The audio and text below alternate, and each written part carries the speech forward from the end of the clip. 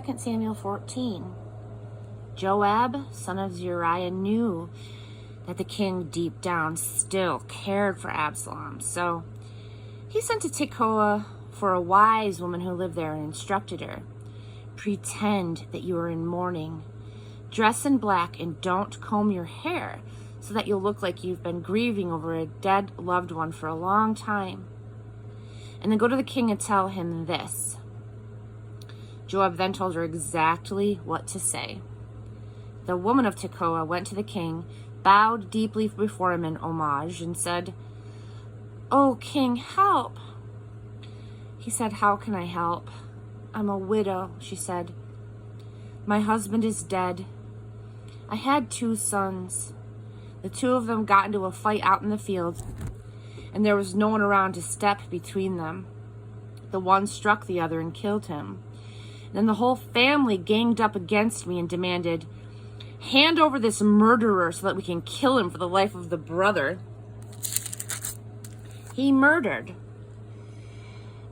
They want to wipe out the air and snuff out the one spark of life left to me. And then there would be nothing left of my husband, not so much as a name on the face of the earth. So now that I've dared come to the king, my master, about all this, they're making my life miserable and I'm afraid. I said to myself, I will go to the king. Maybe he'll do something. When the king hears what's going on, he'll step in and rescue me from the abuse of the man who would get rid of me and my son and God's inheritance, the works. As your handmaid, I decided ahead of time. The word of my master, the king, will be the last word in this. For my master is like an angel of God in discerning good and evil. God be with you." The king said, "Go home and I'll take care of this for you. I'll take all responsibility for what happens."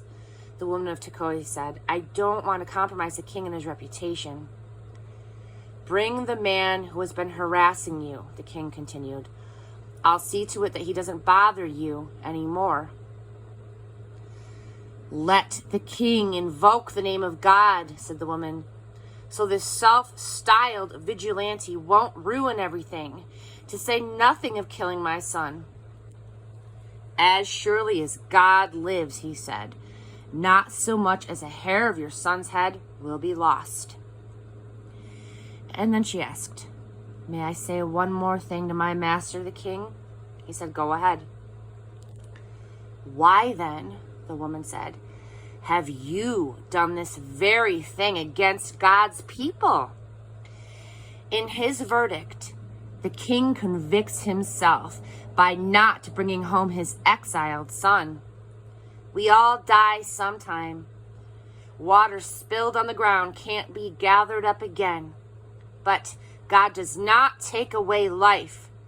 He works out ways to get the exile back. The king then said, "I'm going to ask you something. Answer me truthfully." "Certainly," she said. "Let my master, the king, speak." The king said, "Is the hand of Joab mixed up in this?" "On your life, my master king, a body cannot veer an inch right or left or get by with it in the royal presence. Yes, it was your servant Joab who put me up to this and put these very words in my mouth. It was because he wanted to turn things around that your servant Joab did this. But my master's as wise as God's angels in knowing how to handle things on this earth." The king spoke to Joab, "All right, I'll do it. Go and bring the young man Absalom back." Joab bowed deeply in reverence and blessed the king. "I am reassured to know that I'm still in your good graces and have your confidence, since the king is taking the counsel of his servant." Joab got up, he went to Geshur, and he brought Absalom to Jerusalem. The king said, "He may return to his house, but he is not to see me face to face." And so Absalom returned home, but he was not permitted to see the king.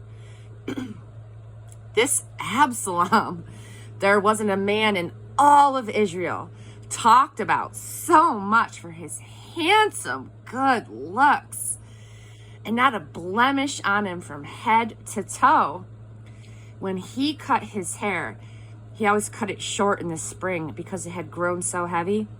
The weight of the hair from his head was over 2 pounds. 3 sons were born to Absalom, and 1 daughter. Her name was Tamar. She was a beauty. Absalom lived in Jerusalem for 2 years.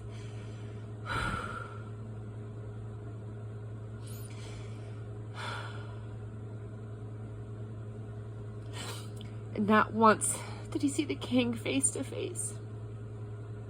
He sent for Joab to get him in to see the king, but Joab still wouldn't budge.